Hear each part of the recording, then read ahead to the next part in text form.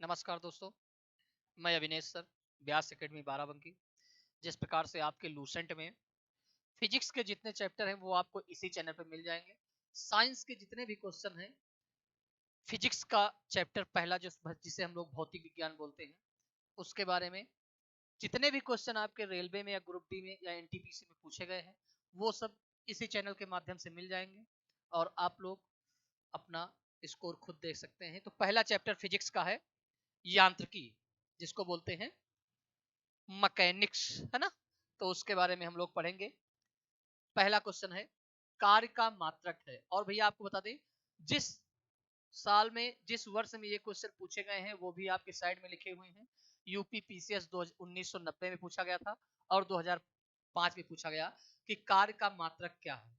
कार्य का मात्रक क्या होता है? तो कार्य का मात्रक क्या होता है? जूल होता है। ठीक है, न्यूटन लिखा हुआ ये बल का मात्रक होता है। वाट जो होता है ये आपका किसका है? शक्ति का मात्रक है। दूसरा क्वेश्चन है आपका प्रकाश वर्ष किसकी इकाई होती है? एसएससी 2014 में पूछा गया क्वेश्चन है। एसएससी 2014 में पूछा गया क्वेश्चन है, प्रकाश वर्ष किसकी इकाई होती है? तो सब लोग जानते हैं प्रकाश वर्ष किसकी इकाई होती है? दूरी की इकाई होती है। अगला क्वेश्चन है बल की एसआई यूनिट क्या है? बल की एसआई यूनिट क्या है? तो सबको पहले ये पता होना चाहिए कि F बराबर क्या होता है? M इंटू ए होता है। ठीक है, F इंटू ए होता है। और पूछा गया बल का एसआई यूनिट क्या होता है? तो बल का एसआई यूनिट क्या होता है? न्यूटन होता है। ठीक है, एक लिखा है पास्कल। ये पास्कल किसकी इकाई होती है? तो दाब की इकाई होती है। केल्विन किसका है? ताप का है। और वोल्ट किसका है? विद्युत धारा। अगला है एक खगोलीय इकाई संबंधित है। 2013 में यूपी पीसीएस में क्वेश्चन पूछा गया है और ये एनटीपीसी 2016 में क्वेश्चन पूछा गया था, बल की एसआई यूनिट। एक खगोलीय इकाई संबंधित है सूर्य तथा पृथ्वी के बीच की दूरी से, चंद्रमा एवं पृथ्वी के बीच की दूरी से, सूर्य एवं चंद्रमा के बीच की दूरी से, उपरोक्त में से कोई नहीं। तो इसका आंसर हो जाएगा सूर्य एवं पृथ्वी के बीच की दूरी को एक खगोलीय इकाई के रूप में जानते हैं। अगला क्वेश्चन है पारसेक इकाई है। ये यूपी पीसीएस 1997 में और एसएससी 2016 में पूछा गया क्वेश्चन है ये। ठीक है भैया, ऐसे ही क्वेश्चन आपको देखने को मिलते हैं। पारसेक इकाई किसकी है? दूरी की, समय की, प्रकाश की, चमक की और चुंबकीय बल की। तो इसका आंसर क्या हो जाएगा भाई? पारसेक किसकी इकाई होती है? तो पारसेक किसकी इकाई होती है? दूरी की इकाई होती है। अगला है निम्नलिखित में से कौन सा एक सुमेलित नहीं है? ये यूपी पीसीएस 2013 में क्वेश्चन पूछा गया है। निम्नलिखित में से कौन सा एक सुमेलित नहीं है? डेसिबल ध्वनि की तीव्रता की इकाई होती है, बिल्कुल सही है। अश्व शक्ति की इकाई होती है। समुद्री मील नौ संचालन में दूरी की इकाई होती है। सेल्सियस ऊष्मा की इकाई होती है। तो इसका आंसर क्या हो जाएगा? सेल्सियस तापमान की इकाई होती है ना। अगला क्वेश्चन है ल्यूमेन किसका मात्रक है? ल्यूमेन किसका मात्रक है? तो ल्यूमेन किसका मात्रक है? ज्योति फ्लक्स का है। किसका है? ज्योति फ्लक्स का। अगला है भौतिक मात्रा ज्योत की इकाई क्या है? ज्योत की इकाई क्या होगी? तो आपने पढ़ा होगा लक्स। ठीक है, लक्स। और ये भी 2016 एसएससी में पूछा गया क्वेश्चन है और ये आरआरबी एनटीपीसी 2016 में क्वेश्चन पूछा गया है। सभी क्वेश्चन आए हुए हैं जो आपको बार बार मिलेंगे पेपर में। ठीक है, अगला क्वेश्चन है पास्कल इकाई किसकी है? तो सब लोग जानते हैं पास्कल किसकी इकाई है? दाब की इकाई। ये भी दो बार पूछा गया, यूपीपीसी 2015 में और एनटीपीसी 2016 में। अगला है कैंडला मात्रक है। कैंडला मात्रक है किसका है? कैंडला ज्योति तीव्रता का। ठीक है, आरआरबी 2004 में पूछा गया क्वेश्चन है। अगला क्वेश्चन है ऊर्जा का एसआई। ऊर्जा का एसआई इकाई क्या है? आरआरबी 2004 में पूछा गया है और एसएससी 2019 में पूछा गया है। ऊर्जा का एसआई मात्रक क्या होता है? तो ऊर्जा का एसआई मात्रक क्या होता है? जूल होता है। अगला क्वेश्चन है चुंबकीय क्षेत्र की माप की इकाई क्या है? टेस्ला, एम्पियर, कूलम, ओम। बताओ भाई। तो चुंबकीय क्षेत्र की माप की इकाई क्या होगा? टेस्ला हो जाएगा। ठीक है, अगला क्वेश्चन है हर्ट क्या मापने की यूनिट है? तरंग दैर्घ्य की, तरंग की स्पर्शता को, तरंग की तीव्रता को और तरंगों की आवृत्ति को। तो किसको मापने के लिए? जिसको हम फ्रीक्वेंसी बोलते हैं। एसएससी 2015 में क्वेश्चन पूछा गया है। अगला क्वेश्चन है विद्युत मात्रा की इकाई क्या है? विद्युत मात्रा की इकाई क्या है? तो सब लोग जानते हैं विद्युत मात्रा की इकाई क्या होती है? एम्पियर होती है। आरआरबी 2003 में पूछा गया क्वेश्चन है। अगला क्वेश्चन है एसआई पद्धति में लेंस की शक्ति। एसआई पद्धति में लेंस की शक्ति की इकाई क्या है? तो लेंस की क्षमता मापते किससे हैं? डायोप्टर से। किससे? डायोप्टर से। आरआरबी 2001 में पूछा गया क्वेश्चन है। अगला क्वेश्चन है ध्वनि की तीव्रता मापने की इकाई क्या है? एसएससी 2019 में पूछा गया क्वेश्चन है। ध्वनि की तीव्रता को मापने की इकाई क्या है? तो सब लोग जानते हैं डेसिबल को। ठीक है, अगला क्वेश्चन है एम्पियर क्या मापने की इकाई है? तो एम्पियर क्या मापती है भाई? एम्पियर क्या मापेगी? तो आपकी करंट को मापेगी। एम्पियर माने विद्युत को मापेगी। CGPCS छत्तीसगढ़ PCS 2004 और 5 दोनों में क्वेश्चन पूछा गया है। अगला है यंग प्रत्यास्था गुणांक का एसआई मात्रक क्या होता है? आरआरबी 2005 में पूछा गया क्वेश्चन है। यंग प्रत्यास्था गुणांक का एसआई मात्रक क्या है? तो न्यूटन प्रति मीटर स्क्वायर, न्यूटन प्रति मीटर स्क्वायर। अगला क्वेश्चन है निम्नलिखित में से तापमान की एसआई इकाई क्या है? तापमान की एसआई इकाई क्या होगी? तो आप बताएंगे तापमान की एसआई इकाई क्या होगी? केल्विन होगी। 2000 एसएससी 2019 से पूछा गया क्वेश्चन है। अगला है किसी पदार्थ की प्रतिरोधकता किस इकाई में व्यक्त की जा सकती है? किसी पदार्थ की प्रतिरोधकता किस इकाई में व्यक्त की जा सकती है?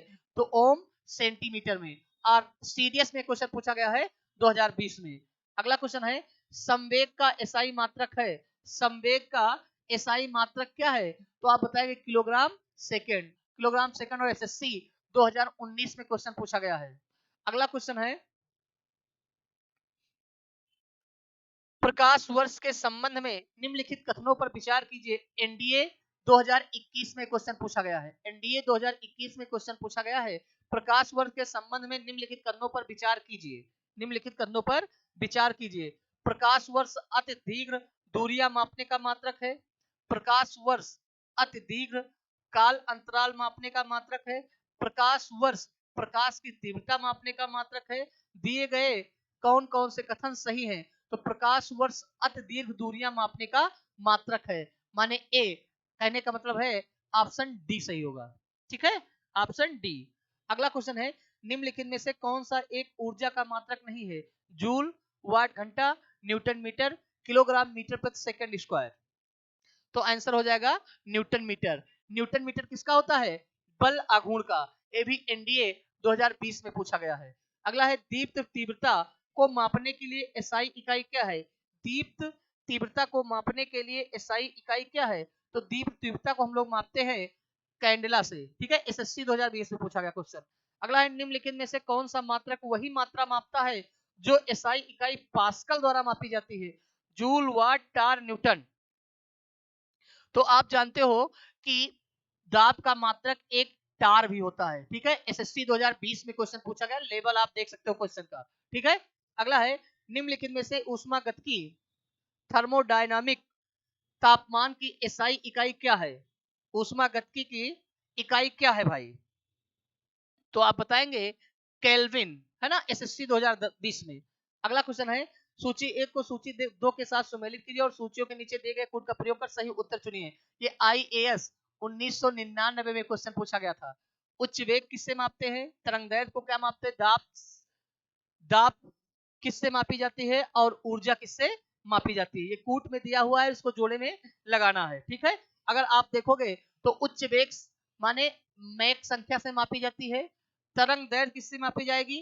तरंग दैर्घ्य एंगस्ट्राम में मापी जाएगी। दाब को सब लोग जानते हैं पास्कल से मापा जाएगा और ऊर्जा को जूल से मापा जाएगा।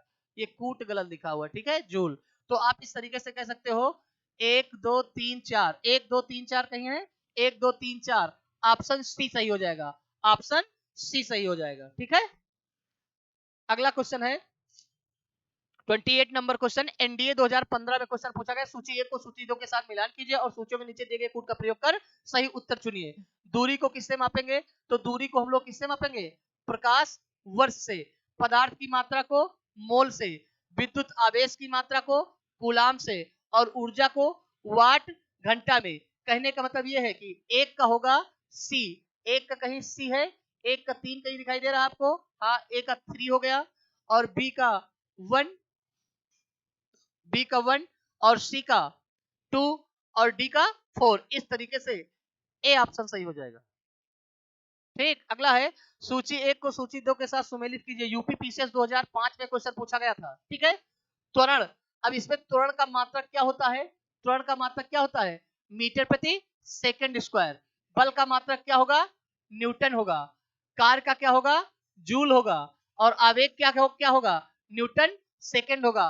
तो ए का 4 है, कहीं ए का 4 मिल रहा है, ए का 4 मिल रहा है, जैसे ए का 4 मिला, ऑप्शन क्या हो जाएगा? डी सही हो जाएगा। ठीक है, अगला क्वेश्चन है त्वरण ज्ञात करने का सही सूत्र कौन सा है? तो त्वरण प्रारंभिक वेग माइनस अंतिम वेग या अंतिम वेग माइनस प्रारंभिक वेग बटे समयांतराल। कहने का मतलब ये है कि A बराबर होता है V minus you upon T. Option A सही हो जाएगा, ऑप्शन ए सही हो जाएगा। और ये बीपीएससी में पूछा गया है, 2002 में क्वेश्चन पूछा गया है। पदार्थ के संवेग और वेग के अनुपात से कौन सी भौतिक राशि प्राप्त की जाती है? संवेग और वेग के अनुपात से कौन सी भौतिक राशि प्राप्त की जाती है? वेग, त्वरण, द्रव्यमान और बल। तो आंसर हो जाएगा द्रव्यमान। ठीक है, क्या हो जाएगा? द्रव्यमान। आपको पता है कि संवेग बराबर क्या होता है? संवेग बराबर होता है द्रव्यमान गुणे वेग होता है। ठीक है, वेग होता है। तो पूछा संवेग और वेग के अनुपात को क्या कहते हैं? तो संवेग अपन वेग बराबर द्रव्यमान हो जाएगा। ये बीपीएससी 2002 में पूछा गया। अगला क्वेश्चन, प्लांक के अचर में किसका आयाम होता है? प्लांक के अचर में किसका आयाम होता है? तो आप बताओगे कोणीय गति का। ठीक है, अगला क्वेश्चन है, एक लड़की झूले पर बैठी स्थिति में झूला झूल रही है, उस लड़की के खड़े हो जाने पर दोलनों का आवर्तकाल होगा, कम हो जाएगा, अधिक हो जाएगा, लड़की की ऊंचाई पर निर्भर करेगा, अपरिवर्तित रहेगा? तो इसका आंसर हो जाएगा कम हो जाएगा। क्या हो जाएगा? कम हो जाएगा। ठीक है, कम हो जाएगा। अगला क्वेश्चन है, घूलन करती एक गोल मेज पर अचानक एक लड़का आकर बैठ जाता है, मेज के कोणीय वेग पर क्या प्रभाव पड़ेगा? कम हो जाएगा, बढ़ जाएगा, उतना ही रहेगा, कुछ नहीं कहा जा सकता है। 35 नंबर क्वेश्चन, तो क्या हो जाएगा? कम हो जाएगा। अगला क्वेश्चन है, यदि किसी चलती हुई वस्तु के वेग को 2 गुना कर दिया जाए तो उसका या उसकी त्वरण 2 गुना हो जाता है, गतिज ऊर्जा 2 गुना हो जाती है, गतिज ऊर्जा 4 गुना हो जाती है और भार 2 गुना हो जाता है।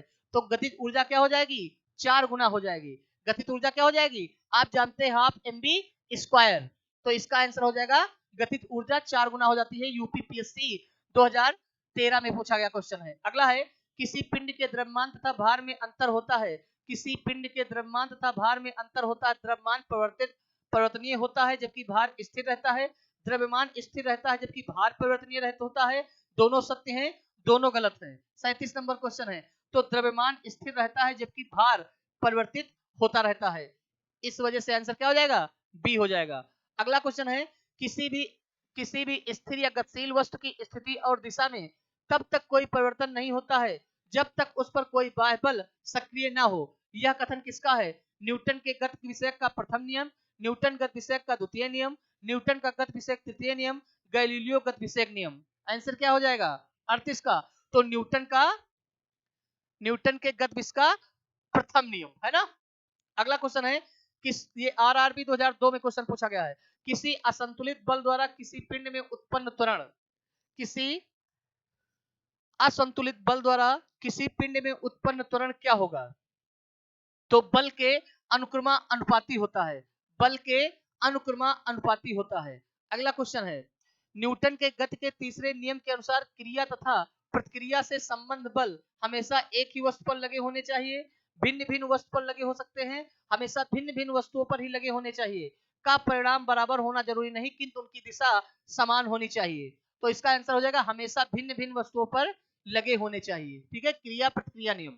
अगला है, प्रत्येक क्रिया के बराबर व विपरीत दिशा में एक प्रतिक्रिया होती है, यह है न्यूटन के गति का विषयक प्रथम नियम, न्यूटन के गति विषयक का द्वितीय नियम, न्यूटन के गति विषयक तृतीय नियम। तो सब लोग जानते हैं क्रिया प्रतिक्रिया का नियम जो होता है वो न्यूटन का तीसरा नियम होता है। अगला क्वेश्चन है, जल में तैरना न्यूटन के गति के किस नियम के कारण संभव है? तो सब लोग जानते हो कि जब कोई व्यक्ति तैरता है तो एक बल पानी पर लगता है और दूसरा बल जो तैर रहा उस पर लगता है। तो इस प्रकार से क्रिया प्रतिक्रिया का नियम, और क्रिया प्रतिक्रिया का नियम कौन सा है? तृतीय नियम है। ठीक है, अगला है, कोई पिंड तब तक विरामावस्था भी बना रहेगा जब तक उस पर कोई बाह्य बल कार्य नहीं करता है। यह कथन किसका है? तो यह कथन किसका है?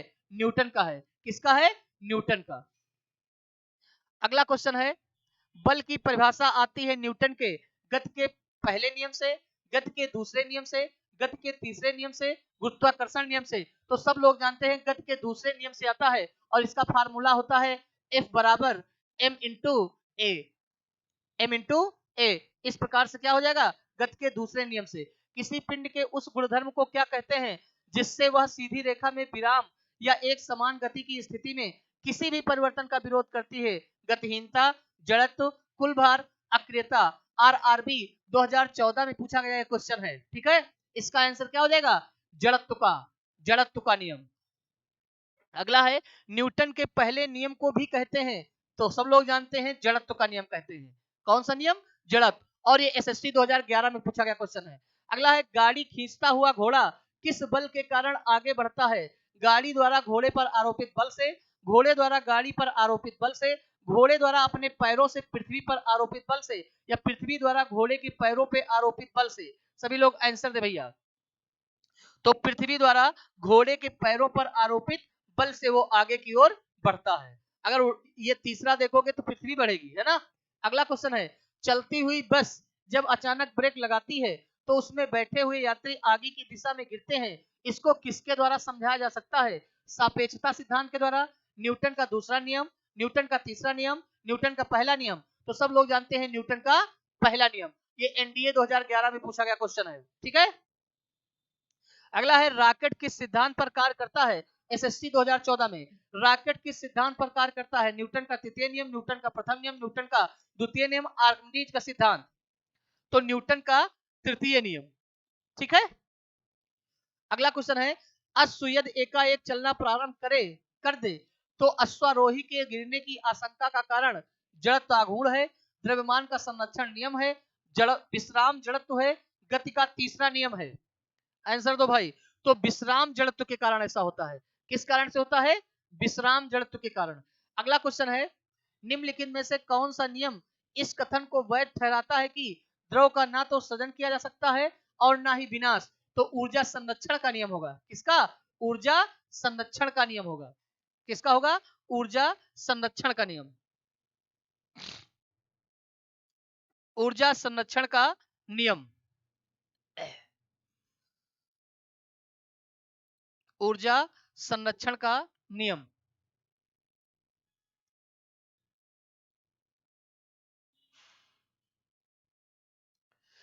अगला है क्रिकेट का खिलाड़ी तेजी से आती हुई बॉल को क्यों अपने हाथ को पीछे खींचकर पकड़ता है? आरआरबी 2002 में क्वेश्चन पूछा गया है। बॉल विश्राम की स्थिति में आ सकती है, बॉल त्वरित स्थिति में रह सकती है, हो सकता है उसे कम बल लगाने की आवश्यकता हो सकता है उसे अधिक बल लगाने की आवश्यकता हो। तो कई बार ये क्वेश्चन पूछा गया है, तो इसका आंसर हो जाएगा बॉल विश्राम की स्थिति में आ सके। अगला है बल गुणनफल है, बीपीएससी 2002 में पूछा गया है। F बराबर m इंटू ए होता है, द्रव्यमान गुणे त्वरण होता है, ठीक है। अगला क्वेश्चन है जब कोई व्यक्ति चंद्रमा पर उतरता है तो उसके शरीर में उपस्थित पदार्थ की मात्रा में परिवर्तन होता है, भार घट जाता है तथा मात्रा अपरिवर्तित रहती है, भार में परिवर्तन होता है, मात्रा तथा भार दोनों में कमी होती है, मात्रा तथा भार दोनों में कमी होती है, तो भार घट जाता है, मात्रा अपरिवर्तित रहती है, ठीक है। अगला है यदि हम भूमध्य रेखा से ध्रुवों की ओर जाते हैं तो जी का मान बढ़ता है, घटता है, वही बना रहता है, या 45 अक्षांश तक घटता है? तो सब लोग जानते हैं कि ध्रुव पर इसका जी का मान क्या होता है? बढ़ता है। और स्मॉल जी का मान कितना होता है? 9.8 मीटर प्रति सेकंड स्क्वायर, ठीक है। अगला क्वेश्चन शरीर का वजन पृथ्वी की सतह पर सभी जगह पर एक समान होता है, ध्रुवों पर अधिकतम होता है, विषुवत रेखा पर अधिकतम होता है, मैदानों की तुलना में पहाड़ियों पर अधिक होता है। इसका क्वेश्चन क्या होगा? सभी लोग जानते हो कि अभी आपने पढ़ा कि जी का मान जो होता है वो ध्रुवों पर अधिक होता है, तो इसलिए हमारे शरीर का वजन कहां पर अधिक होगा? ध्रुवों पर अधिकतम होगा। अगला क्वेश्चन है व्यक्ति पृथ्वी की सतह की तुलना में चंद्रमा की सतह पर अधिक ऊंचा क्यों उछल सकता है? एसएससी 2015 में पूछा गया क्वेश्चन है। चंद्रमा की सतह खुरदरी होती है, चंद्रमा का कोई वायुमंडल नहीं होता है, चंद्रमा में गुरुत्वाकर्षण के कारण त्वरण पृथ्वी की तुलना में कम होता है, चंद्रमा पृथ्वी से अधिक ठंडा होता है। तो इसका रीजन केवल एक ही है, चंद्रमा में गुरुत्वाकर्षण शक्ति पृथ्वी की गुरुत्वाकर्षण शक्ति से कम होती है। अगला क्वेश्चन है 20 किलोग्राम के वजन को जमीन के ऊपर 1 मीटर की ऊंचाई पर पकड़े रखने के लिए किया गया कार्य क्या होगा? के लिए किया गया कार्य क्या होगा? 20 किलोग्राम के वजन को जमीन के ऊपर 1 मीटर की ऊंचाई पर पकड़े रखने के लिए किया गया कार्य क्या होगा? तो आपको यह पता होना चाहिए कि जब तक हमारे द्वारा कार्य नहीं माना जाएगा, मान लो कोई व्यक्ति है और 50 किलोग्राम का भारा लिए हुए वो खड़ा है और वो अपने स्थान से विस्थापित नहीं हो रहा है, तो उसके द्वारा किया गया कार्य क्या होगा भैया? शून्य हो जाएगा। ठीक है, क्या हो जाएगा? शून्य हो जाएगा। अगला है, अगला क्वेश्चन है, एक व्यक्ति एक दीवार को धक्का देता है पर उसे विस्थापित करने में असफल रहता है, तो वह कार्य करता है। 2002 में क्वेश्चन पूछा गया, पहले इससे आप अभी होके आए हैं कि अगर कोई व्यक्ति है किसी दीवार पर धक्का लगा रहा है और वो दीवार इधर उधर विस्थापित नहीं हो रही है, तो उस व्यक्ति के द्वारा किया गया जो कार्य होगा वो क्या होगा? कोई कार्य नहीं होगा। तो इसका आंसर क्या हो जाएगा? ऑप्शन ए हो जाएगा। अगला क्वेश्चन है, पहाड़ी पर चढ़ता एक व्यक्ति आगे की ओर झुक जाता है क्योंकि तेज चल सके, फिसलने की संभावना कम हो जाए, शक्ति संरक्षण हेतु या स्थायित्व बढ़ाने के लिए। आपने भी देखा होगा कि जब आप किसी ऊंचाई पर चढ़ते हो तो आप आगे की ओर झुक जाते हो स्थायित्व को बढ़ाने के लिए। अगला है, पीसा की ऐतिहासिक मीनार तिरछी होते हुए भी नहीं गिरती। कई बार ये क्वेश्चन पूछा गया है। पीसा की ऐतिहासिक मीनार तिरछी होते हुए भी नहीं गिरती है क्योंकि इसके गुरुत्व केंद्र से जाने वाली ऊर्ध्वाधर रेखा आधार से होकर जाती है। इसके गुरुत्व केंद्र से होकर जाने वाली ऊर्ध्वाधर रेखा आधार से होकर नहीं जाती है। इसके पीछे ईश्वरीय प्रभाव है, यह एक आश्चर्य है। तो इसका आंसर क्या हो जाएगा? ऑप्शन ए हो जाएगा। इसके गुरुत्व केंद्र से जाने वाली ऊर्ध्वाधर रेखा आधार से होकर जाती है, इसीलिए पीसा की मीनार तिरछी होते हुए भी नहीं गिरती है। अगला क्वेश्चन है, जाड़े की रातों में अधिक ठंड पड़ने पर पानी की पाइप फट जाती है क्योंकि जमने के बाद पानी का घनत्व कम हो जाता है, जमने के बाद पानी कठोर हो जाता है अतः उसकी यह कठोरता पाइप को तोड़ देती है। जमने के बाद पानी का आयतन बढ़ जाता है, जमने के बाद पानी की पाइप का धातु गल जाता है। आंसर दो भाई। तो सब लोग जानते हो कि जमने के बाद पानी का आयतन क्या होता है? और बढ़ता है। ठीक है, और प्लास्टिक सिकुड़ती है, इस कारण से फट जाती है। अगला है, पानी से भरी डाट लगी बोतल जमने पर टूट जाएगी क्योंकि IAS 1994 में क्वेश्चन पूछा गया। जमने पर बोतल सिकुड़ती है, जमने पर जल का आयतन घट जाता है, जमने पर जल का आयतन बढ़ जाता है। तो अभी आप पढ़ के आए, जमने पर पानी का आयतन बढ़ जाता है। ठीक है, अगला है, जल के आयतन में क्या परिवर्तन होगा यदि तापमान 9 डिग्री सेंटीग्रेड से गिराकर 30 डिग्री सेंटीग्रेड कर दिया जाए? 9 डिग्री सेंटीग्रेड से गिराकर 3 है, ये 30 नहीं है। ठीक है भैया, ये 3 है। ठीक, ये नहीं है। 3 डिग्री सेंटीग्रेड कर दिया जाए तो आप क्या देखेंगे कि क्या होगा? इसमें आयतन पहले घटेगा और बाद में बढ़ेगा। पहले घटेगा और बाद में बढ़ेगा। तो कौन सा ऑप्शन है? आयतन पहले घटेगा और बाद में बढ़ेगा। Option C. एक झील में तैरने इस इस्पात की नाव के लिए नाव द्वारा विस्थापित पानी का भार कितना है? एनडीए 2012 में पूछा गया क्वेश्चन है। नाव के भार से कम, नाव के भार से ज्यादा, नाव के उस भार के बराबर जो झील के पानी की सतह के नीचे है, नाव के भार के बराबर। आंसर दो भाई। 64 नंबर क्वेश्चन आपका है। तो नाव के उस भार के बराबर जो झील के पानी की सतह के नीचे है, ये आंसर होगा सी। अगला है, किसी कालीन की सफाई के लिए यदि उसे छड़ी से पीटा जाए तो उसमें कौन सा नियम लागू हो जाता है? तो जिसे हम लोग जड़त्व का नियम बोलते हैं, माने गति का प्रथम नियम। गति का प्रथम नियम। ठीक है, गति का प्रथम नियम। एसएससी 2011 और 2013 में ये क्वेश्चन पूछा गया है। अगला क्वेश्चन है, सड़क पर चलने की अपेक्षा बर्फ पर चलना कठिन है क्योंकि बर्फ सड़क से सख्त होती है। सड़क बर्फ से सख्त होती है। जब हम अपने पैर से धक्का देते हैं तो बर्फ कोई प्रतिक्रिया नहीं कर पाती है। बर्फ में सड़क की अपेक्षा घर्षण कम होता है, तो घर्षण कम होगा जिस कारण से आप बर्फ पे चल नहीं पाते हो। ये पूछा गया यूपी पीसीएस 1994। अगला क्वेश्चन, रोड़ी युक्त सड़क की तुलना में बर्फ पर चलना कठिन होता है क्योंकि बर्फ मुलायम एवं स्पंजी होती है जबकि रोड़ी कठोर होती है। पैर तथा बर्फ के मध्य घर्षण बल रोड़ी कठोर होती है। बर्फ पर घर्षण बल रोड़ी की तुलना में अधिक होता है या ऊपर में से कोई नहीं। तो पैर तथा बर्फ के मध्य घर्षण बल रोड़ी एवं पैर के मध्य घर्षण बल की तुलना में क्या होता है? कम होता है। थोड़ा ये मिसप्रिंट हो गया है। ठीक है, तो कम होगा बर्फ पे ना। अगला है, लकड़ी के बेलनाकार पात्र को खींचने की जगह लुढ़काना आसान होता है क्योंकि जब उसे खींचा जाता है तो वस्तु का भार कार्यकारी होता है। लुढ़कन अवस्था का घर्षण बल फिसलन अवस्था के घर्षण बल की तुलना में बहुत कम होता है। तो इसका आंसर यही हो जाएगा, बी ऑप्शन। ठीक है, अगला है, एक नदी में चलता हुआ जहाज समुद्र में आता है तब जहाज का स्तर CDS 2004 में क्वेश्चन पूछा गया भैया, पहले जितना होगा थोड़ा ऊपर जाएगा, थोड़ा नीचे जाएगा। नदी में चलता हुआ जहाज समुद्र में जाता है तो ऊपर या नीचे होगा, जो उसमें पड़े हुए भार पर निर्भर करता है। तो आप क्या बताएंगे, थोड़ा ऊपर जाएगा। अगला क्वेश्चन है, लोहे की कील पारे में क्यों तैरती है जबकि यह पानी में डूब जाती है? यूपीपीसीएस 1994 में क्वेश्चन पूछा गया है। लोहे की पारे से रासायनिक क्रिया की पूर्ति पानी की तुलना में कम होने का, तो इसका तो कोई मतलब ही नहीं होगा, है ना। लोहे का भार पानी से अधिक है तथा पारे से कम है। लोहे का घनत्व पानी से अधिक है तथा पारे से कम है। पारा पानी से भारी है। तो 70 नंबर क्वेश्चन हो जाएगा, जो लोहे का घनत्व है, लोहे का घनत्व पानी से अधिक है तथा पारे से कम होता है। ठीक है। अगला है, जब एक ठोस पिंड को पानी में डुबोया जाता है तो उसके भार में ह्रास होता है। यह ह्रास कितना होता है?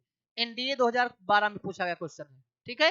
विस्थापित पानी के भार के बराबर, विस्थापित पानी के भार से कम, विस्थापित पानी के भार से अधिक, विस्थापित पानी के भार से संबंध नहीं है। तो इसका क्या आंसर हो जाएगा भाई? विस्थापित पानी के भार के बराबर होता है।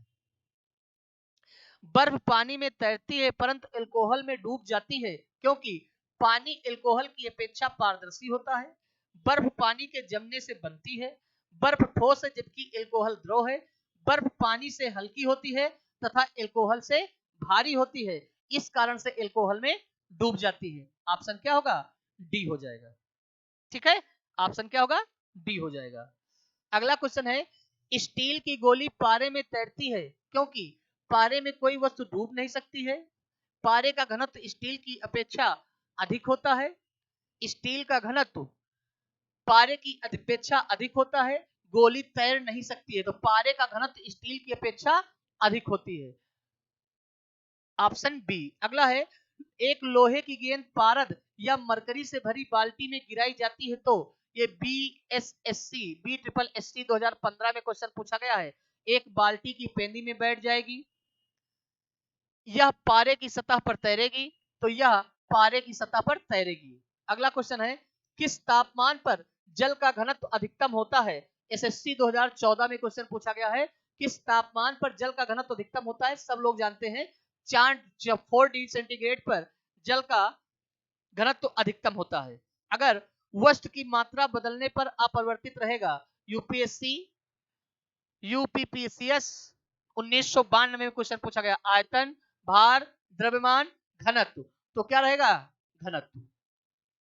अगला है, तैराक को नदी के मुकाबले समुद्र पानी में तैरना आसान क्यों लगता है? समुद्री पानी में प्रदूषण कम होता है। समुद्री तरंगे तैराक को तैरने में सहायता करती हैं। समुद्री पानी का घनत्व साधारण पानी से ज्यादा होता है। समुद्र में पानी का आयतन ज्यादा होता है। तो इसका आंसर हो जाएगा ऑप्शन बी। समुद्री पानी का घनत्व साधारण पानी से क्या होता है? ज्यादा होता है ना। तो इसका आंसर सी हो जाएगा। RRB 2005 में क्वेश्चन पूछा गया। अगला है, बादल किस कारण से वायुमंडल में तैरते हैं? 1992 में यूपीपीसीएस 1992 में पूछा गया। निम्न दाब के कारण, निम्न घनत्व के कारण, तो इसका आंसर हो जाएगा निम्न घनत्व के कारण। अगला क्वेश्चन है, समुद्र में प्लवन करते आइसबर्ग का कितना भाग समुद्र की सतह से ऊपर रहता है? कितना भाग समुद्र की सतह से ऊपर रहता है? तो इसका आंसर हो जाएगा 1/10। उत्तराखंड पीसीएस, उत्तर प्रदेश पीसीएस 2005 में क्वेश्चन पूछा गया है। अगला है, बांध के नीचे की दीवार मोटी बनाई जाती है क्योंकि गहराई बढ़ने के साथ द्रव का दाब बढ़ता है। गहराई बढ़ने के साथ द्रव का दाब घटता है। गहराई बढ़ने के साथ द्रव का घनत्व बढ़ता है। गहराई बढ़ने के साथ द्रव का घनत्व घटता है। तो इसका आंसर हो जाएगा गहराई के साथ द्रव का दाब क्या होता है? बढ़ता है। इस कारण से बांध के नीचे की दीवारें जो होती है वो मोटी बनाई जाती है। अगला है, बर्फ पर स्केटिंग करना प्रदर्शित करता है कि दाब बढ़ाने पर बर्फ का गलनांक क्या हो जाएगा? घट जाता है। बर्फ का गलनांक घट जाता है। अगला, चौराहों पर पानी के फुहारे में गेंद नाचती रहती है क्योंकि पानी का वेग अधिक होने से दाब घट जाता है। पानी का वेग अधिक होने से दाब घट जाता है। पानी के पृष्ठ तनाव के कारण, पानी की श्यानता के कारण। तो इसका आंसर हो जाएगा पानी का वेग अधिक होने से दाब घट जाता है, इस कारण से गेंद घूमती या नाचती रहती है। अगला क्वेश्चन है, भारी हिमखंड शीर्ष की अपेक्षा भारी हिमखंड शीर्ष की अपेक्षा निचले तल से पिघलता है क्योंकि निचले तल का तापमान अधिक होता है, निचले तल का दाब अधिक होता है, बर्फ वास्तविक ठोस नहीं होती है, उपरोक्त में से कोई नहीं। तो आप इसका आंसर क्या देंगे भाई? निचले तल का दाब अधिक होता है, इस कारण से ऐसा होता। तो ऑप्शन बी। अगला, दलदल में फंसे व्यक्ति को लेट जाने की सलाह दी जाती है क्योंकि क्षेत्रफल अधिक होने से दाब कम हो जाता है। बिल्कुल सही है। अगर आप खड़े रहेंगे तो आपके द्वारा दाब ज्यादा लगेगा, और जैसे आपका शरीर मान लो लेट गया तो उस पर दाब कम लगेगा, तो क्षेत्रफल अधिक होगा तो दाब कम हो जाता है। ठीक है, तो इसका आंसर हो जाएगा ए। अगला है, बर्फ के दो टुकड़ों को आपस में दबाने पर टुकड़े आपस में चिपक जाते हैं क्योंकि आरआरबी 2004 में क्वेश्चन पूछा गया है। दाब अधिक होने से बर्फ का गलनांक घट जाता है। अगला क्वेश्चन है, प्रायः तेज आंधी आने पर फूस या टीन की हल्की छतें उड़ जाती हैं क्योंकि छतों का आकार जटिल होता है। छतों का आकार जटिल होता है, छतें कसकर बंधी नहीं रहती हैं, छत के ऊपर बहने वाली उच्च वेग की वायु छत सतह पर दाब उत्पन्न कर देती है तथा छत के नीचे दाब सामान्य रहता है। बिल्कुल सही, ऑप्शन सी हो जाएगा। अगला है, रेल की पटरी के नीचे लकड़ी या कंक्रीट की चौड़ी पट्टियां लगाई जाती हैं जिससे कि रेलगाड़ियों द्वारा लगाया गया दाब कम हो जाए। तो दाब कम होता है, क्षेत्रफल बढ़ेगा तो दाब कम होगा, तो इसलिए रेलगाड़ी द्वारा लगाया गया दाब कम हो जाएगा, ऑप्शन डी।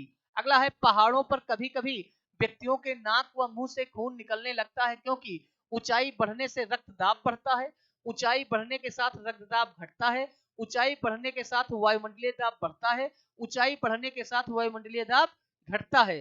तो इसका आंसर हो जाएगा ऊंचाई के बढ़ने के साथ वायुमंडलीय दाब कम हो जाता है।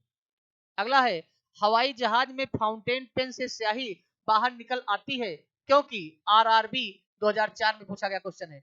ऊंचाई बढ़ने से वायुदाब में कमी आती है, तो बिल्कुल सही है, ऊंचाई बढ़ने से ही वायुदाब में कमी आती है, इसलिए पेन की स्याही बाहर निकल जाती है। अगला है, यदि पृथ्वी का द्रव्यमान वही रहे और त्रिज्या 1% कम हो जाए तब पृथ्वी के तल पर जी का मान पर क्या प्रभाव पड़ेगा? आईएएस 2003 में क्वेश्चन पूछा गया है। तो जी का मान पर क्या प्रभाव पड़ेगा? तो जी का मान 2% बढ़ जाएगा। अगला क्वेश्चन है, ऊंचाई की जगहों पर पानी 100 डिग्री सेंटीग्रेड के नीचे के तापमान क्यों उबलता है? क्योंकि वायुमंडलीय दाब कम हो जाता है अतः उबलने की बिंदु नीचे आ जाता है। तो ऑप्शन आपका आंसर यही सही है, क्योंकि वायुमंडलीय दाब कम हो जाता है अतः उबलने के बिंदु नीचे आ जाता है। अगला है, साबुन के बुलबुले के अंदर का दाब यूपीपीसीएस 1995 वायुमंडलीय दाब से अधिक होता है, तो वायुमंडलीय दाब से अधिक होता, ऑप्शन ए हो जाएगा। अगला है, हम दलदली सड़कों पर क्यों फिसलते हैं? गुरुत्वाकर्षण बल के कारण। तो फिसलना और गुरुत्वाकर्षण का कोई संबंध नहीं होता है। अपेक्षिक वेग के कारण, घर्षण की कमी के कारण, घर्षण की अधिकता के कारण। आंसर दो भाई। तो घर्षण की कमी होती है तभी हम लोग फिसल जाते हैं, है ना। एसएससी 2013 में क्वेश्चन पूछा गया था। अगला है, जब बैरोमीटर का पारा अचानक गिर जाए तो यह किस बात का द्योतक है? बीएसएससी 2014 में पूछा गया क्वेश्चन है। गर्म मौसम, सर्द मौसम, आंधी या झंझावत संभावना। तो सब लोग जानते हैं आंधी का संकेत होता है। जब बैरोमीटर में पारे का तल अचानक गिर जाए तो आंधी का संकेत होता है, और अगर धीरे धीरे गिरे तो वर्षा का संकेत होता है, और अगर धीरे धीरे बढ़ना शुरू हो जाए तो मौसम साफ होने की संभावना रहती है। ठीक है। अगला है, हाइड्रोजन हाइड्रोजन से भरा हुआ पॉलीथीन का एक गुब्बारा पृथ्वी के तल से छोड़ा जाता है।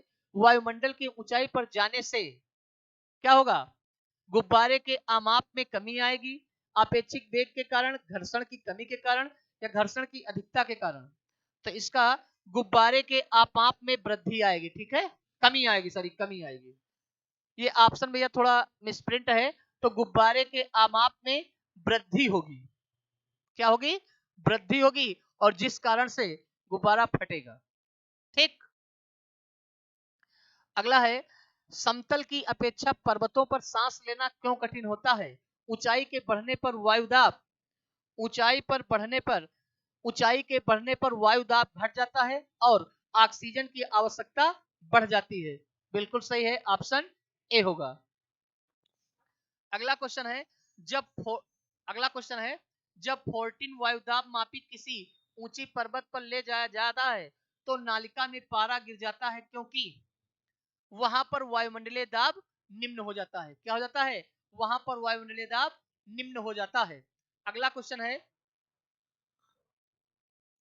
उड़ान से पहले हवाई जहाज दौड़ मार्ग पर दौड़ाया जाता है। सब लोग देखते होंगे कि हवाई पट्टी पर पहले बहुत तेजी से दौड़ता है ना? तो दौड़ाया जाता है कार्यकारी वायुदाब घटाने के लिए, कार्यकारी वायुदाब बढ़ाने के लिए। तो कार्यकारी वायुदाब बढ़ाने के लिए हेलीपैड पे पहले दौड़ाया जाता है। अगला क्वेश्चन है, हाइड्रोजन से भरा रबड़ का गुब्बारा वायु में ऊपर जाकर फट जाता है, क्योंकि हाइड्रोजन का भार बढ़ जाता है, वायु दाब बढ़ जाता है, हाइड्रोजन का दाब घट जाता है, या वायु दाब घट जाता है। तो वायु दाब घट जाता है, इस कारण से गुब्बारा फट जाता है। अगला क्वेश्चन है, प्रेशर कुकर में खाना कम समय में पकता है, क्योंकि प्रेशर कुकर में खाना कम समय में पकता है क्योंकि अधिक दाब के कारण उबलते पानी का ताप बढ़ जाता है। अधिक दाब के कारण उबलते पानी का ताप बढ़ जाता है। ऑप्शन सी होगा। अगला है, सूर्य पर ऊर्जा का निर्माण होता है। तो सब लोग जानते हैं कि सूर्य में ऊर्जा का निर्माण जो होता है वो नाभिकीय संलयन के कारण होता है। किसके कारण? नाभिकीय संलयन के कारण। अगला है, सूर्य की ऊर्जा उत्पन्न होती है नाभिकीय संलयन द्वारा। ठीक है, एक ही आंसर है। अगला है, डायनेमो परिवर्तित करता है। यूपी पीसीएस 2013 में क्वेश्चन पूछा गया है, डायनेमो परिवर्तित करता है यांत्रिक ऊर्जा को विद्युत ऊर्जा में।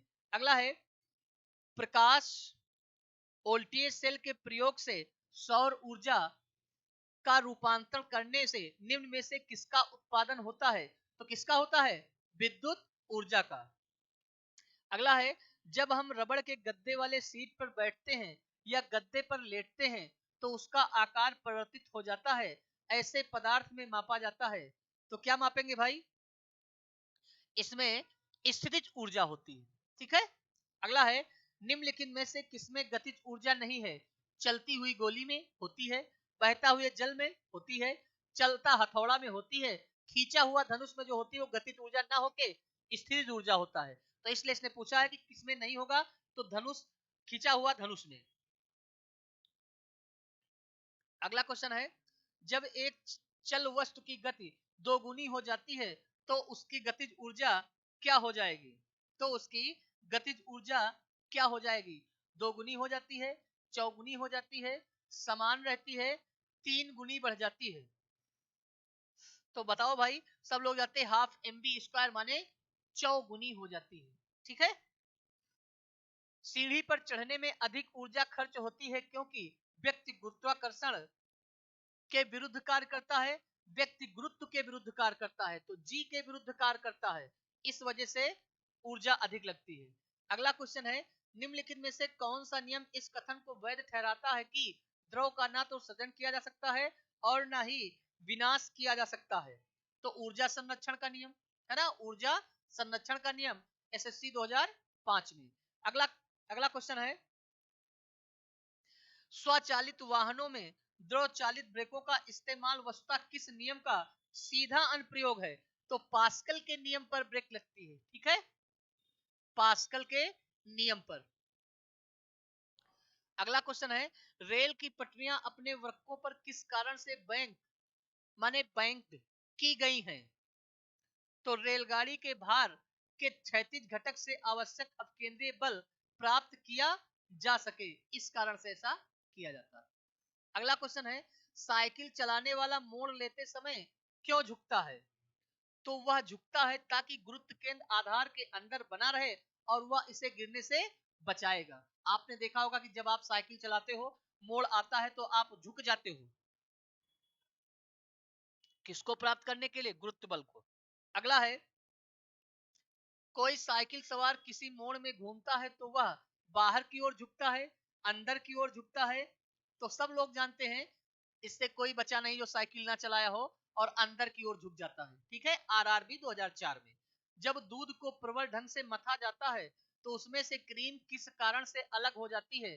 तो अपकेंद्रीय बल के कारण। किस बल के कारण? अपकेंद्रीय बल के कारण। एसएससी 2001 और एसएससी 2013 में पूछा गया क्वेश्चन है। जब पानी की बाल्टी काफी तेजी से ऊर्ध्वाधर वृत्त में घुमाई जाती है तब पानी बाल्टी से उसकी उच्चतम स्थिति से भी नहीं गिरता है, क्योंकि अपकेंद्र बल पानी के वजन से अधिक रहता है। बिल्कुल सही है, और यही उसको साधे रहता है। अगला है वॉशिंग मशीन का कार्य सिद्धांत क्या है? उपकेंद्रण, अपोहन, अपकेंद्रण, विसरण। तो इसका आंसर हो जाएगा अपकेंद्रण, जिस कारण से आपका कपड़ा साफ हो जाता है। अगला है चंद्रमा पर वायुमंडल नहीं होने का क्या कारण है? तो इस पर गैस अणुओं का पलायन वेग उनके वर्ग माध्य मूल के से कम होता है, जिस कारण से वहां पे वायुमंडल नहीं पाया जाता है। अगला क्वेश्चन है निम्नलिखित में से क्या रैखिक बल के संरक्षण के आधार पर कार्य करता है? रॉकेट, हेलीकॉप्टर, जेट, विमान।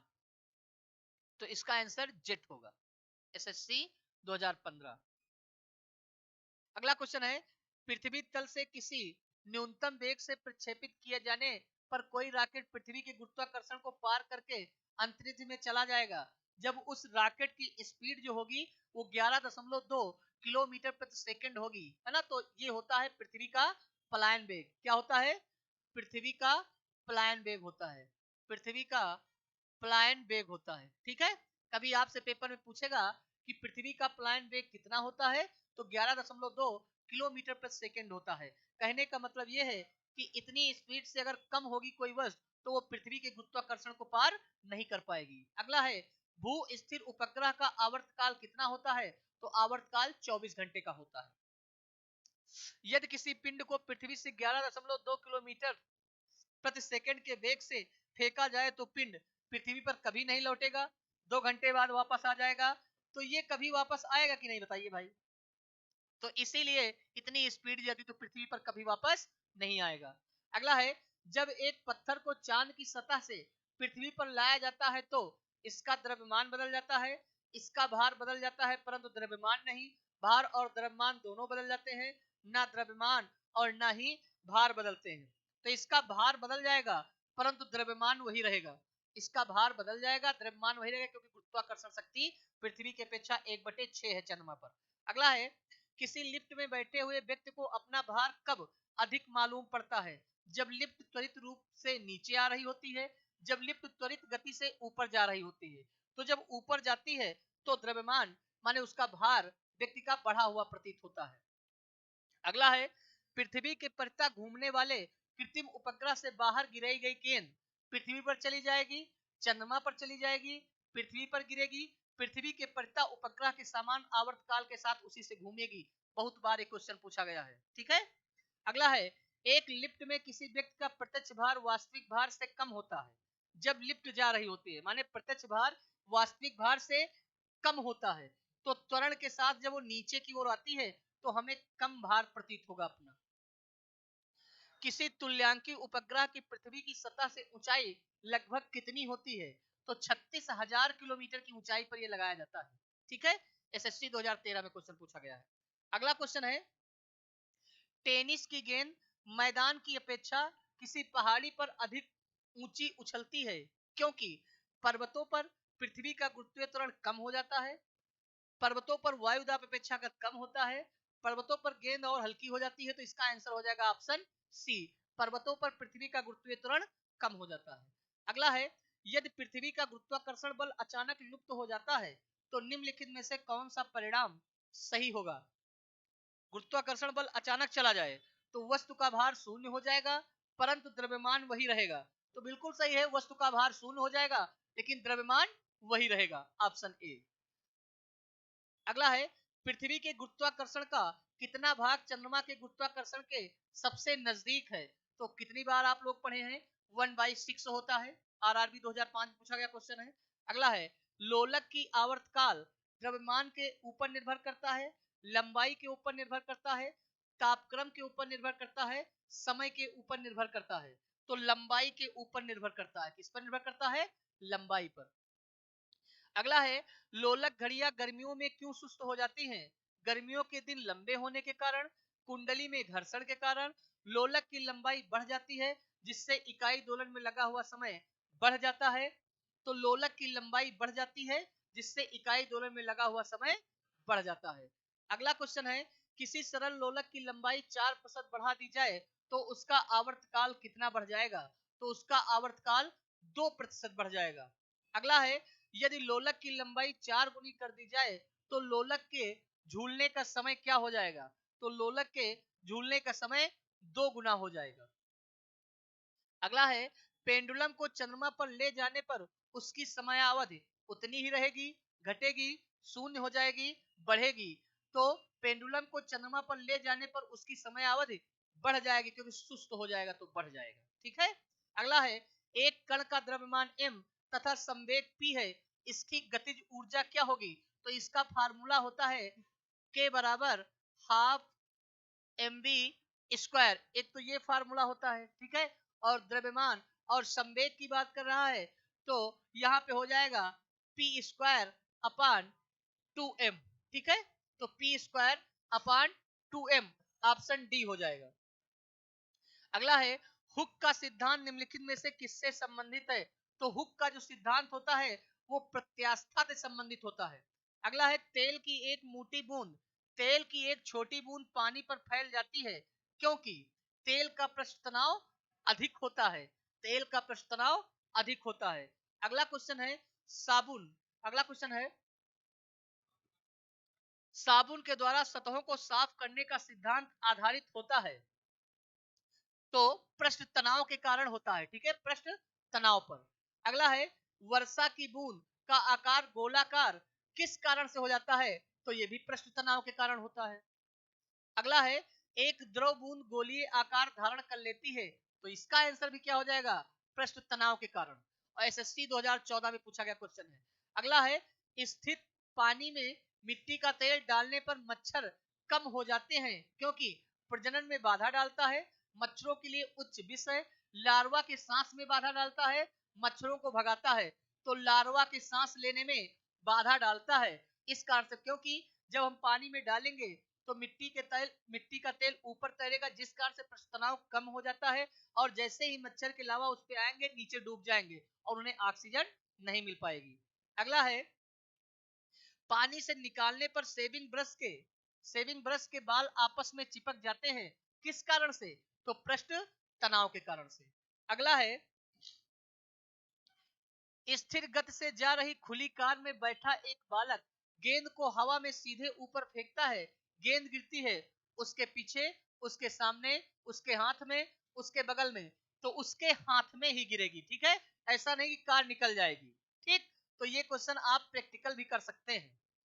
अगला क्वेश्चन, एक व्यक्ति पूर्णतया चिकने बर्फ के क्षैतिज समतल के मध्य में विराम स्थिति में है, न्यूटन के किस या किन नियम या नियमों का उपयोग करके वह अपने आप को तट तक ला सकता है? एक व्यक्ति पूर्णतया चिकने बर्फ के क्षैतिज समतल के मध्य में विराम स्थिति में है, न्यूटन के किस या किन नियमों का उपयोग करके वह अपने आप को तट तक ला सकता है? तो क्रिया प्रतिक्रिया का नियम लगेगा, तीसरा नियम है ना, एनडीए 2011 में। अगला है, कपूर के छोटे छोटे टुकड़े जल की सतह पर क्यों नाचते हैं? तो पृष्ठ तनाव के कारण नाचते हैं। ठीक है, आंसर क्या हो जाएगा? प्रश्न तनाव के कारण।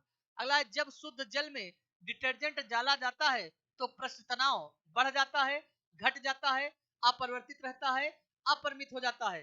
तो पृष्ठ तनाव घट जाता है। पृष्ठ तनाव घटने का मतलब यह है कि पानी और पतला हो जाता है जिस कारण से वो पानी आपके कपड़े के सूत में अंदर तक पहुंच जाता है और वहां से मैल को बाहर कर देता है। इसलिए आपने कभी देखा होगा कि गर्म पानी में हम कपड़ों को धुलते हैं तो ज्यादा साफ होता है, किसकी अपेक्षा? ठंडे पानी की अपेक्षा।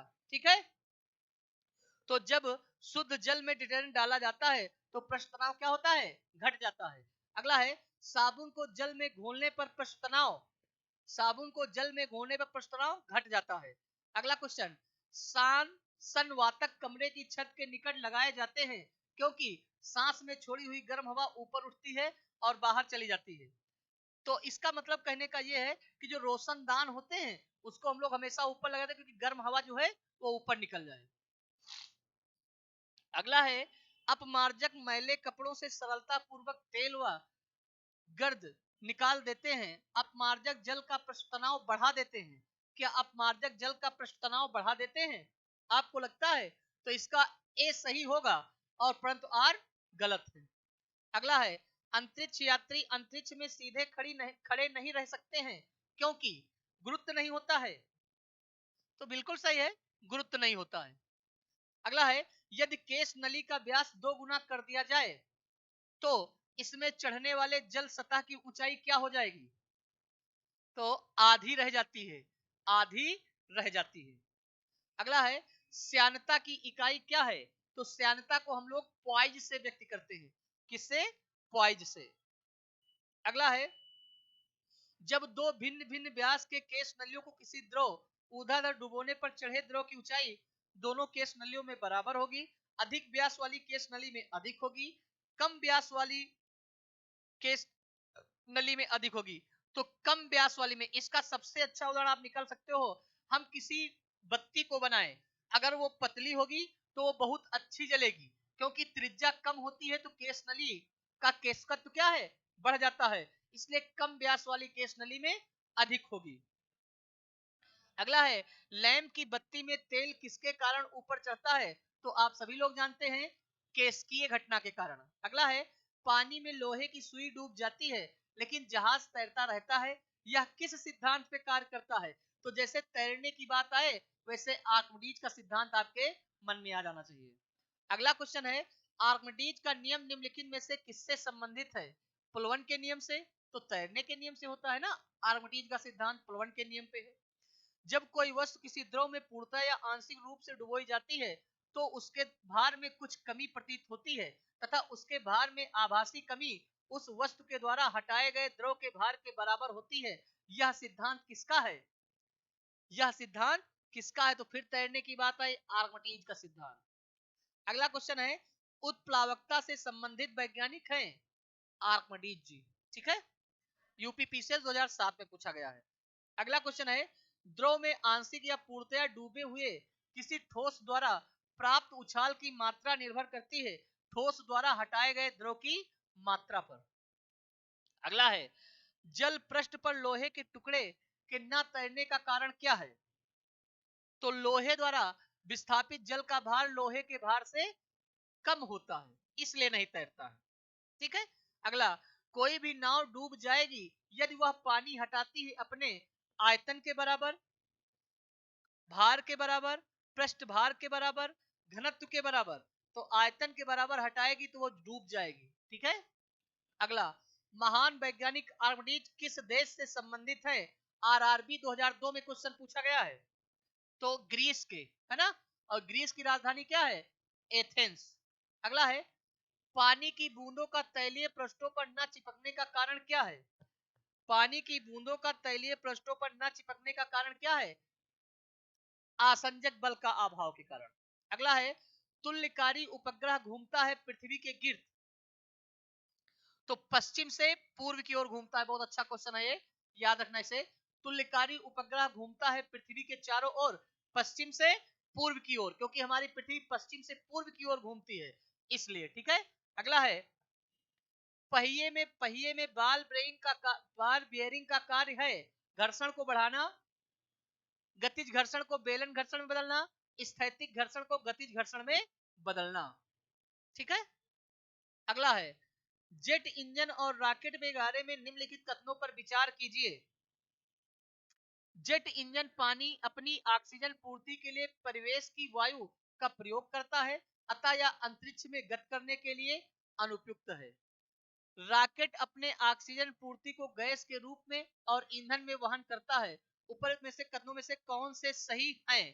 तो ए और एक और दो दोनों सही हैं। अगला है पानी के एक गिलास में एक बर्फ का टुकड़ा तैर रहा है, जब बर्फ पिघलती है तो पानी के स्तर पर क्या प्रभाव पड़ेगा? कोई प्रभाव नहीं पड़ेगा, माने उतना ही रहेगा।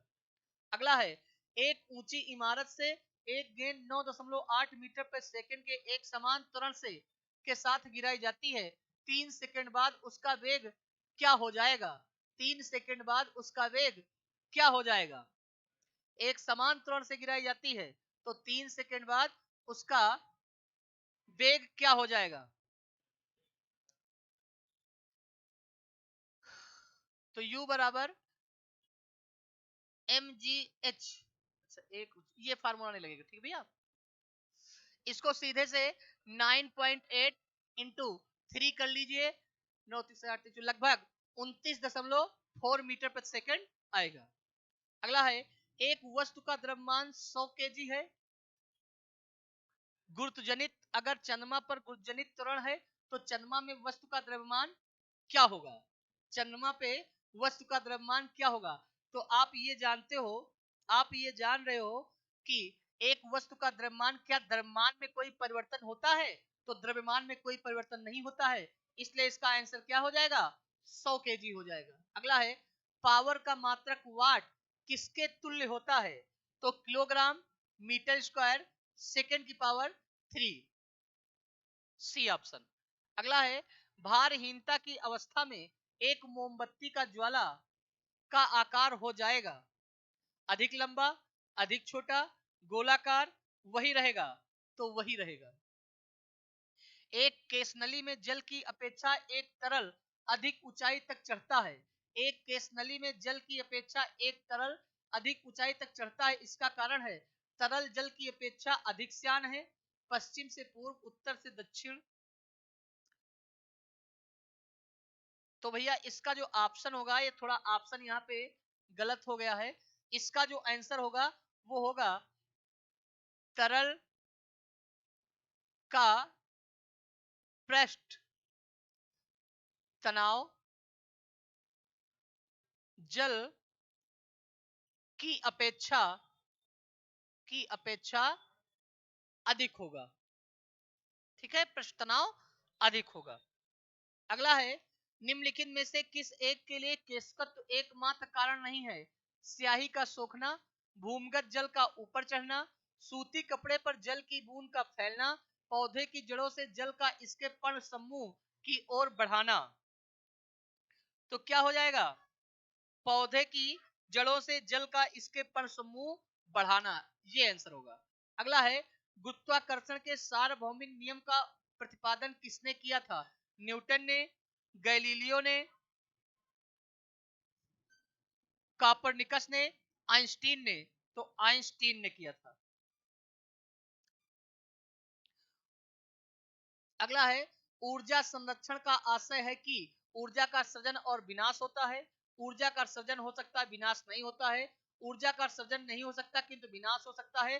तो सब लोग जानते हो ऊर्जा संरक्षण का नियम ये कहता है कि ऊर्जा का ना तो सृजन किया जा सकता है और ना ही विनाश किया जा सकता है। ऊर्जा को केवल एक रूप से दूसरे रूप में परिवर्तित किया जा सकता है, इसलिए ऑप्शन क्या होगा? डी होगा। अगला है, पृथ्वी का पलायन वेग कितना होता? तो हमने पहले भी बताया है, 11.2 किलोमीटर प्रति सेकंड होता है। पास्कल इकाई किसकी है? तो पास्कल दाब की इकाई है। 1 किलोग्राम प्रति सेंटीमीटर स्क्वायर दाब समतुल्य होता है, तो 0.1 बार के। अगला क्वेश्चन है, क्यूसेक से क्या मापा जाता है? तो क्यूसेक से क्या मापा जाता है? पृथ्वी पर सब जगह समान। भैया थोड़ा ऑप्शन ये गलत हो गया है। क्यूसेक से जो मापा जाता है वो जल का बहाव मापा जाता है। जल का बहाव क्या मापा? जल का बहाव मापा जाता है। जल का बहाव मापा जाता है। अगला है, किसी पिंड का भार पृथ्वी पर सब जगह समान होता है, ध्रुव पर सर्वाधिक होता है, तो ध्रुवों पर सब जगह होता है। ध्रुवों पर सब जगह होता है या ध्रुवों पर सर्वाधिक होता है, तो किसी पिंड का भार ध्रुवों पर सबसे ज्यादा होता है जबकि विषुवत रेखा पर सबसे कम होता है। अगला क्वेश्चन, जब किसी वस्तु को पृथ्वी से चंद्रमा पर ले जाया जाता है तो उसका भार बढ़ जाता है, उसका भार घट जाता है, उसके भार में कोई परिवर्तन नहीं होता है, वह पूर्ण रूप से भार रहित हो जाता है, तो उसका भार घट जाता है। क्यों घट जाता है? क्योंकि चंद्रमा पर गुरुत्वाकर्षण पृथ्वी की अपेक्षा 1/6 है। अगला है, सूची 1 को सूची 2 के साथ सुमेलित कीजिए और सूचियों के नीचे दिए गए कोड का प्रयोग कर सही उत्तर चुनिए। तो आप अगर देखेंगे तो आपको विद्युत बल्ब जो होता है वो आपका न्यूटन से हो जाता है। ठीक है, उसके बाद विद्युत विभव की बात किया जाए, सॉरी विद्युत आवेश का बात किया जाए तो कूलाम से व्यक्त करते हैं। विद्युत विभव की अगर बात करें तो आपका वोल्ट से व्यक्त किया जाता है और विद्युत धारा को फैराडे से। कहने का मतलब ये है कि ए का 2 बी का 3, तो ए का 2 बी का 3 और सी का 1, इस तरह से ऑप्शन बी सही हो जाएगा। अगला क्वेश्चन है, एक भूस्थिर उपग्रह अपनी कक्षा में निरंतर करता रहता है या अपकेंद्र बल के प्रभाव से रोक होता है, जो प्राप्त होता है उपग्रह को प्रेरित करने वाले रॉकेट इंजन से, पृथ्वी द्वारा उपग्रह पर लगाए गए गुरुत्वाकर्षण बल से, सूर्य द्वारा। तो इसका आंसर हो जाएगा पृथ्वी द्वारा उपग्रह पर लगाए गए गुरुत्वाकर्षण शक्ति के कारण वो घूमता रहता है। अगला है, स्वचालित कलाई घड़ियों में ऊर्जा मिलती है, स्वचालित घड़ियों में ऊर्जा मिलती है तो हमारे हाथ के विभिन्न संचालन से। अगला है, जब कुएं से पानी की बाल्टी को ऊपर खींचते हैं तो हमें महसूस होता है कि बाल्टी पानी की सतह से ऊपर आएगी तो भारी हो जाएगी, है ना भैया, ऑप्शन ए। अगला है, भारहीनता होती है, भारहीनता होती है गुरुत्वाकर्षण की शून्य स्थिति के कारण, ठीक है। अगला है, निम्नलिखित में से कौन सबसे अधिक प्रत्यास्थ है, रबड़, गीली मिट्टी, स्टील, प्लास्टिक। तो इसका आंसर हो जाएगा स्टील। अगला है, यदि किसी गतिमान पिंड का रेखीय संवेग किसी बल के अनुप्रयोग द्वारा 2 गुना हो जाए तो उसकी गतिज ऊर्जा क्या होगी, तो गतिज ऊर्जा 4 गुनी हो जाएगी। अगला है, घड़ी के स्प्रिंग में भंडारित ऊर्जा होती है, स्थित ऊर्जा होती है। घड़ी के स्प्रिंग में जो ऊर्जा भरी होती है वो कैसी होती है, स्थितिज ऊर्जा होती है। अगला है, कक्षा में अंतरिक्ष यान में भारहीनता की अनुभूति का कारण है, कक्षा में त्वरण बाहरी गुरुत्वाकर्षण के कारण त्वरण के बराबर होता है। अगला क्वेश्चन है, डोरी से बंधे हुए एक पत्थर को तेजी से वृत्त में घुमाया जाता है, घुमाते समय अचानक डोरी टूट जाती है तो क्या होगा पत्थर का, पत्थर स्पर्श रहितता उड़ जाता है, पत्थर भीतर की ओर त्रिज्यगत करता है, पत्थर बाहर की ओर त्रिज्यगत करता है, पत्थर की गति उसके वेग पर निर्भर करती है, तो जो पत्थर है वो रेखीय मान से अलग हट जाएगा। अगला है, अंडा मृदु जल में डूब जाता है किंतु नमक के सांद्र घोल में तैरता है, क्योंकि नमक के घोल का घनत्व अंडे के घनत्व से अधिक हो जाता है, इस कारण से। अगला है, किसी व्यक्ति को मुक्त रूप से घूर्णन कर रहे घूर्णी मंच पर अपनी चाल कम करने के लिए क्या करना चाहिए, अपने हाथ बाहर की तरफ फैला देने चाहिए, है ना, अपने हाथ बाहर की तरफ फैला देने चाहिए। अगला है, साबुन कपड़ों की बेहतर सफाई में क्यों सहायक होता है, या घोल के पृष्ठीय तनाव को कम करता है, बिल्कुल सही है, पृष्ठ तनाव कम हो जाता है जिस कारण से कपड़े साफ हो जाते हैं। न्यूटन मीटर मात्रक है, न्यूटन मीटर मात्रक है किसका, ऊर्जा का। अगला है, डायनमो इससे परिवर्तित करता है यांत्रिक ऊर्जा को, माने डायनमो किसको परिवर्तित करता है, यांत्रिक ऊर्जा को विद्युत ऊर्जा में। अगला है, दूध से क्रीम निकालने पर दूध का घनत्व बढ़ जाता है। अगला है, निम्नलिखित में से कौन सा एक कथन सही नहीं है, तो पृथ्वी की सतह पर समुद्र तल पर किसी भी पिंड का भार और द्रव्यमान समान रहता है, यही गलत, ठीक है। अगला क्वेश्चन है, इस्पात के गोले में पदार्थ की मात्रा उसका क्या होती है, इस्पात के गोले में पदार्थ की मात्रा उसका क्या होती है, तो द्रव्यमान होता है। अगला है, चंद्रमा पर वायुमंडल नहीं है क्योंकि यह पृथ्वी के पास है या सूर्य की परिक्रमा करता है, यहाँ परमाणुओं का पलायन वेग उनके वर्ग माध्य से कम है, इस कारण से पलायन वेग नहीं है। अगला है, निम्नलिखित में से किस स्थान का मान सर्वाधिक होगा, माने किस स्थान के गुरुत्वाकर्षण का मान सर्वाधिक होगा, माउंट एवरेस्ट की चोटी पर, कुतुब मीनार के ऊपर, भूमध्य रेखा पर, अंटार्कटिका के कैंप पर। तो अंटार्कटिका के कैंप पर। अगला है, जो स्वचालित ब्रेक किसके नियम का कार्य करती है, तो ब्रेक आपकी जो होती है वो पास्कल के सिद्धांत पर कार्य करती है। अगला है, निम्नलिखित में से किसकी इकाई न्यूटन मीटर नहीं है, किसकी इकाई न्यूटन मीटर नहीं है, तो बल की इकाई क्या होती है, न्यूटन होता है, इसलिए इसका आंसर क्या हो जाएगा, न्यूटन माने बल। एक धावक लंबी छलांग लगाने से पहले कुछ दूरी दौड़ता है क्योंकि छलांग लगाते समय उसके शरीर की गति जड़ता उसको ज्यादा दूरी तय करने में मदद करती है। अगला है, भिन्न भिन्न द्रव्यमान के दो पत्थरों को एक भवन के शिखर से एक साथ गिराया जाता है तो क्या होता है, दोनों पत्थर जमीन पर एक साथ पहुंचते हैं, ठीक है, दोनों पत्थर जमीन पर एक साथ पहुंचेंगे। कोणीय संवेग किसके बराबर होता है, कोणीय संवेग किसके बराबर होता है, तो जड़त आघूर्ण गुणे कोणीय वेग की। अगला है, बर्नौली का सिद्धांत निम्नलिखित में से किसके संरक्षण का प्रकथन है? तो ऊर्जा संरक्षण है ना, वो बताते कि ऊर्जा का संरक्षण बर्नौली पे। लोहे की सुई पानी की सतह पर किस कारण तैरती है? लोहे की सुई पानी की सतह पर किस कारण से तैरती है? तो पृष्ठ तनाव के कारण। यूपीपीसीएस 2013 में क्वेश्चन पूछा गया। अगला है, ब्लॉटिंग पेपर द्वारा स्याही के सोखने में शामिल है कोशिकीय अभिक्रिया, कोशिकीय अब केशिकीय अभिक्रिया परिघटना के कारण ऐसा होता है। अगला है, किसी वस्तु को किसी सतह पर समान गति से फिसलते रहने के लिए किस बल की आवश्यकता होती है? किस बल की आवश्यकता होती है? तो सर्पी घर्षण की। अगला है, निम्नलिखित में से किसने न्यूटन से पूर्व ही बता दिया था कि सभी वस्तुएं पृथ्वी की ओर गुरुत्वाकर्षित होती हैं? ये आईएस 1995 में पूछा गया क्वेश्चन है। तो किसने बताया था? ब्रह्मगुप्त जी ने बताया था। अगला है, यदि एक पेंडुलम से दोलन करने वाली घड़ी को पृथ्वी से चंद्रमा पर ले जाएं तो घड़ी क्या होगी? तो घड़ी आपकी सुस्त हो जाएगी। अगला है, गैस भरे गुब्बारे का नाखून की तुलना में सुई से फटना आसान क्यों होता है?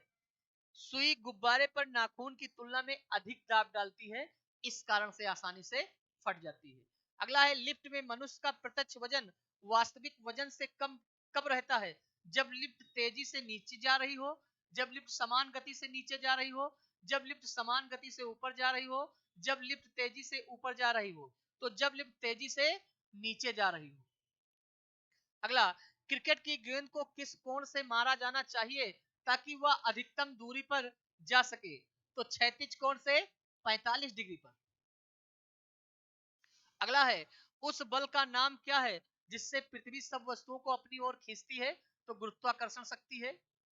अगला है, यदि दो पिंडों के मध्य दूरी को 2 गुना बढ़ा दिया जाए, यदि दो पिंडों के मध्य दूरी को 2 गुना बढ़ा दिया जाए तो उसके बीच गुरुत्वीय बल क्या हो जाएगा?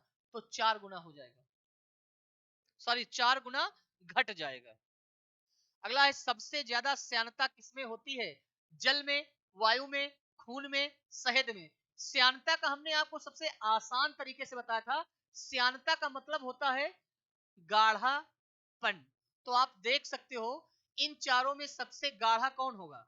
जल की, वायु की, खून की, शहद की। तो शहद की श्यानता सबसे अधिक होगी। और आज के इस यांत्रिकी का सबसे लास्ट क्वेश्चन है, किसी सरल आवर्त दोलक के लिए निम्नलिखित में से कौन सा कथन सही है?